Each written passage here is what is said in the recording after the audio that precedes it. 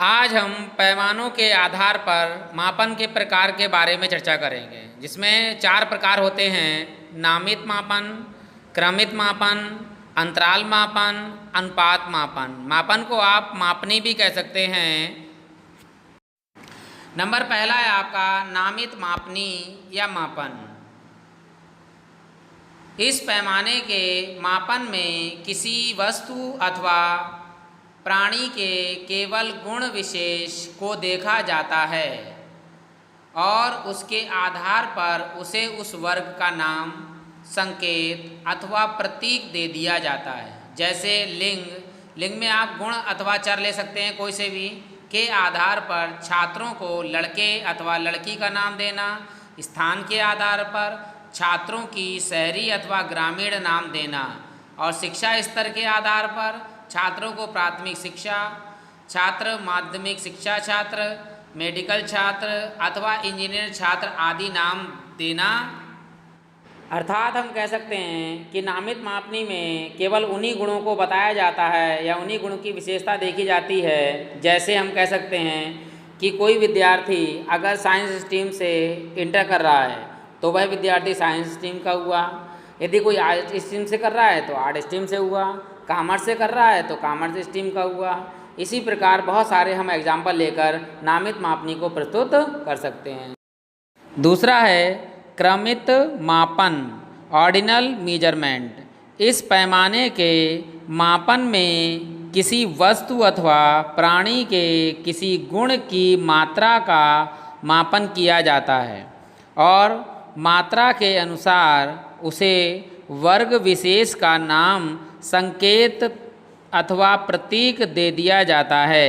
जैसे छात्रों को उनकी बुद्धि की मात्रा के आधार पर उच्च बुद्धि, मध्यम बुद्धि और निम्न बुद्धि छात्र कहना, तथा परीक्षा के आधार पर प्रथम श्रेणी, द्वितीय श्रेणी और तृतीय श्रेणी छात्र कहना। अर्थात हम कह सकते हैं कि यहाँ पर हम किसी गुण विशेष को मात्रा दे देते हैं। जैसे मान लीजिए किसी विद्यार्थी ने 60% से अधिक अंक प्राप्त किए तो हम कहते हैं कि यह विद्यार्थी प्रथम श्रेणी प्राप्त करने वाला है, और यदि वह विद्यार्थी ने 45 अंक से ज़्यादा प्राप्त किए हों और 60 से कम तो द्वितीय श्रेणी का विद्यार्थी, और 45% से अगर कम प्राप्त किए हों तो तृतीय श्रेणी का विद्यार्थी कहते हैं।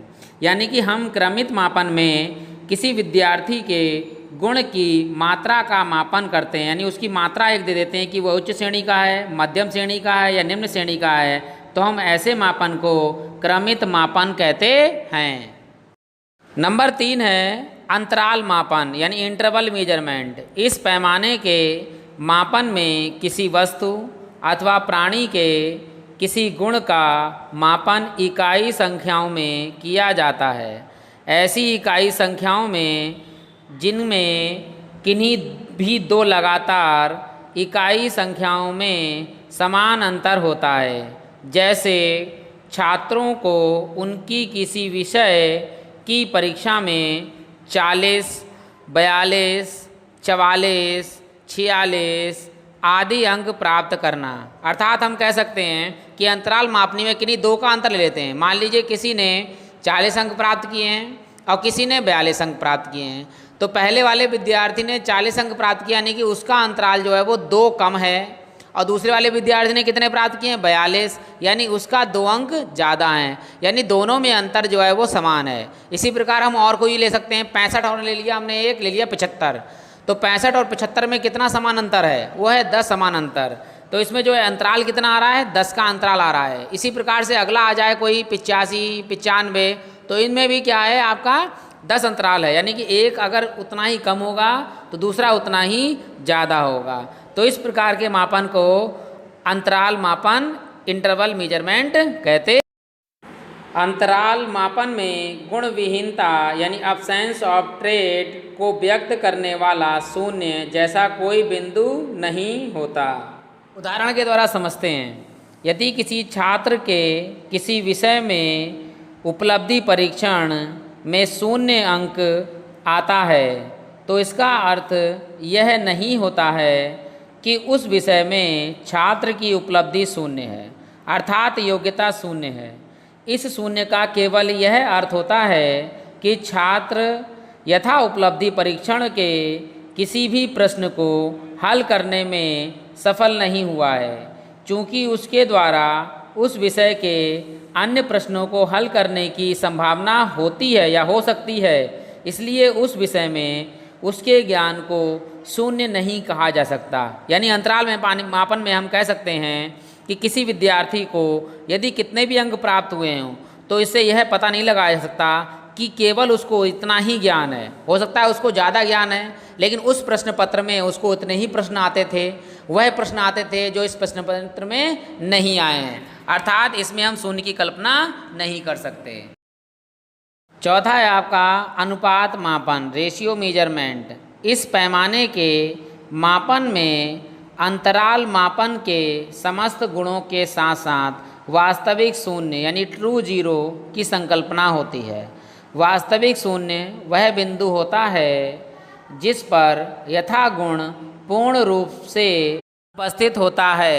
इस शून्य की संकल्पना से मापन द्वारा प्राप्त परिणामों की तुलना की जा सकती है, उन्हें अनुपातिक रूप दिया जा सकता है, इसलिए इसे अनुपात मापन कहते हैं। हम जानते हैं कि अनुपात कभी ऋणात्मक नहीं होता, इसलिए यहाँ पर जो है वास्तविक शून्य यानी ट्रू जीरो की संकल्पना होती है। अर्थात हम कह सकते हैं कि जो अनुपात होता है वो सदैव पॉजिटिव नंबर में होता है, और यह जैसे कि किसी का भार, किसी की आयु, किसी के गुण धर्म की विशेषता या अनुपात को दर्शाता है।